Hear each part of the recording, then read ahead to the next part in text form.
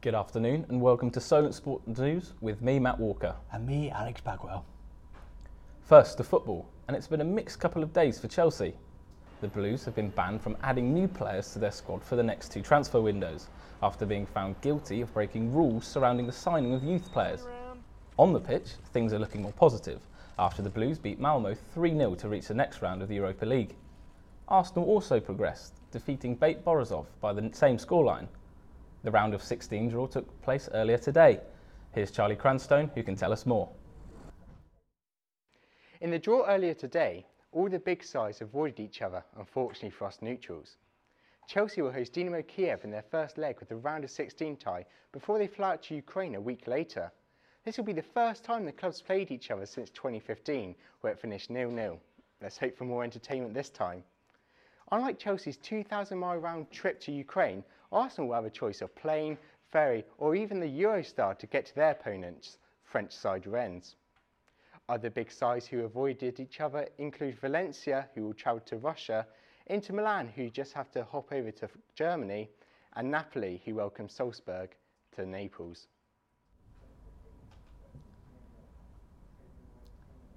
The Premier League returns this weekend, with Saints travelling to North London to face Arsenal as they hope to move further clear of the relegation zone. At the other end of the table, Liverpool need just a point to go top when they host Manchester United at Old Trafford.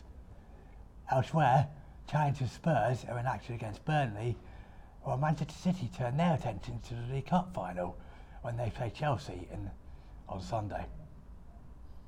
The Six Nations is also back this weekend.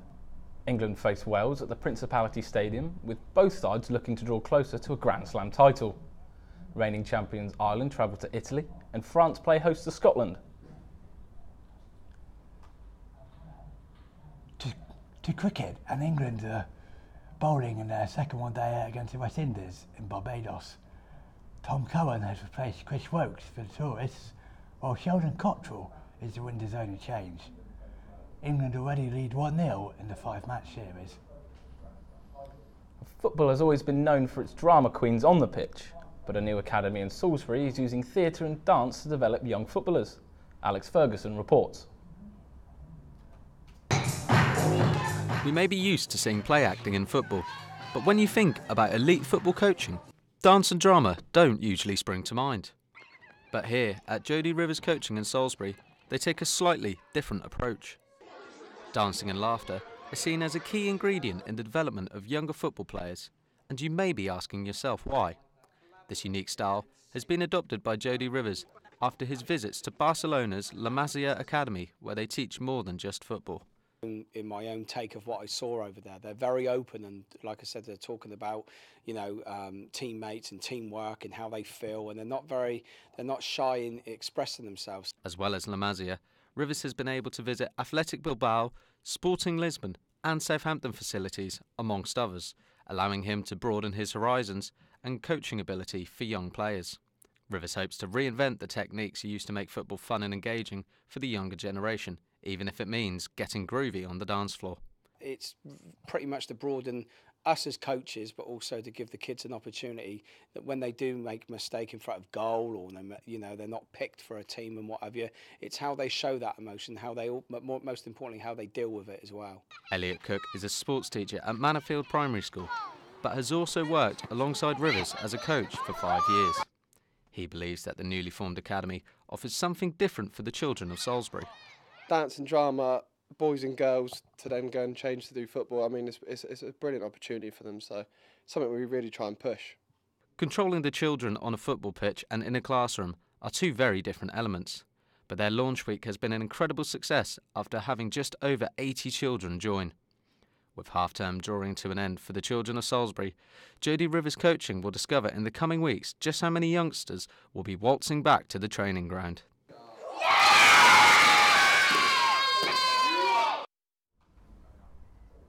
Over in Totton, Charity Dimensions and the Saints Foundation are doing their bit to help people in the local area. Luke Dennis went along to find out more. While AFC Totton are pushing for a playoff place on the pitch, their community work off it is transforming lives for hundreds of people, New partnerships with numerous charities have proved popular with Hampshire residents in need of health and education programmes. Ian Knight, who runs the session for adults with learning difficulties on behalf of Dimensions UK, says he is grateful for the relationship with AFC Totton. Oh, they've been absolutely brilliant. Working together with them, they're professional in all they do. What they offer us is brilliant. It's fantastic for these people to come along and work with Totton and the Saints Foundation. It's just a dream for them. The club are committed to the community, and their Wednesday morning sessions provide fitness and education for dozens of local residents who visit the Testwood Stadium. Not only does it improve the players' fitness, it's a chance to boost social skills and confidence. Somebody who has benefited from Totten's connection with Dimensions is Paul Wyatt, who is now comfortable in new surroundings. Everyone's treated the same, no favours. Everyone's doing a bit of training, kicking around, and it's a nice atmosphere, and it gives you confidence. In August 2018, the Stags, who play in Evo Sticks South League, partnered with Premier League side Southampton Football Club. Since then, the relationship has blossomed, and the Hampshire community has thrived. Not only does Totton play host to Southampton FC Women's League games, it's now a key location for the Saints Foundation. The February half-term saw the Junior Soccer Holiday Club take place at Totton Stadium, and the Saints Foundation are enjoying working with their non-league partners. It's great that we're able to link up with local clubs within the community. We're able to provide some of the opportunities that we do at the Saints Foundation and replicate them within this area. Provide our employability scheme, and we work out of here to help and work with people who may be struggling to find employment. In England, 9.4 million people have a long-standing limiting disability, illness or condition, which is almost 1 in 5 people, according to the FA. There are over 700 disability teams in England playing regular football, and Totton are looking to add to the list. We're improving week by week. Each one of them's improving, and maybe in the summer we might look to do a little tournament and see how far they progress. AFC Totton are ever growing, and the Hampshire community has another club to be proud of. Luke Dennis, Solent Sports News. Sholing visit Northwich Victoria tomorrow in the FA Vase quarter-final. Reporter Jamie Spohr is outside Sholing's Universal Stadium. Good afternoon, Jamie. What can you tell us about this game? Yes, hello, I'm down here at the Universal Stadium. It's quiet, the gates are locked, but the boatmen have already started their 350-mile voyage to Cheshire. They face Northwich Victoria tomorrow in the FA Vase quarter-finals. Northwich, of course, are 4th in the North West Counties League, having a very good season themselves, but despite this, Sholing are favourites for the match. The second favourites for the FA Vase. The ground behind me has seen so many amazing goals, moments and games this season. And speaking of games, Sholing could make it a remarkable 33 matches unbeaten tomorrow as they continue their quest for a second FA Vase title. Can the boatmen keep sailing to Wembley? Back to the studio. Thanks for that, Jamie. Now, Solent hockey players suffered their second defeat of the season to Bath Fours. The loss now tees up an exciting end to the season. Joe Granville reports. Table-topping Solent faced second-place Bath Fours on Wednesday in the penultimate game of the hockey season. A win would mean promotion for Solent, but defeat would mean a last-game decider. Ultimately, it was to be a disaster day for the league leaders, who fell to a 2-1 defeat, leaving their promotion hopes in the balance. We're playing as 11 individuals and not as a team. That's my personal opinion. Also, I feel like last week we lost our confidence in the cup match. So that kind of transferred over this week. So I think that's what kind of lost it for us. You feel crap. Like, I feel crap. Solent got off to the perfect start, taking a 1-0 first-half lead after Miguel Rahman converted from a short corner. But Bath soon capitalised on their early pressure, levelling shortly after the break before getting a late winner. It's one of those things where I just felt like throughout the game we kind of playing it to thinking that we've already won the game and ultimately won the league, which against a side like Bath, where we've lost 5-0 early in the season to them, can't take those kind of chances. The result still leaves Solent top of the table, but only on goal difference. They now face a difficult away fixtures Exeter Sixers, whereas Bath face bottom of the table Plymouth second at home.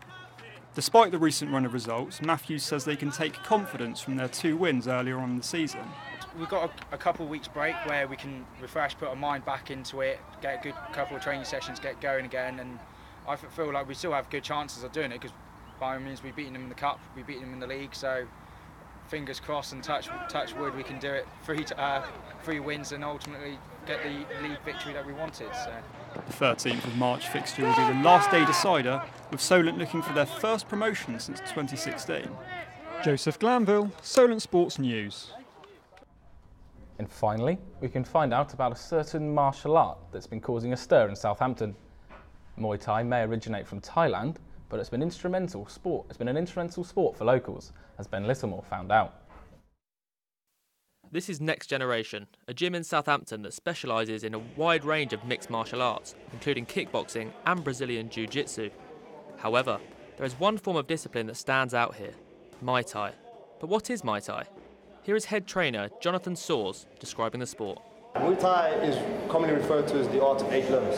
So it was a martial art formed by the Thais, goes back to, I'm going to lie if I say the country, but they used it for war. So they devised the best way for hand-to-hand combat. They were a poor country, they didn't have money for weapons, so they had Muay Baran turned into Muay Thai. Despite being a tough discipline, gym owner Alice Glasspool believes that anyone can get into the sport, whether it be competitively or just for improved fitness. If you look at a really high level of anything, tennis, swimming, you'd think, I can't do that.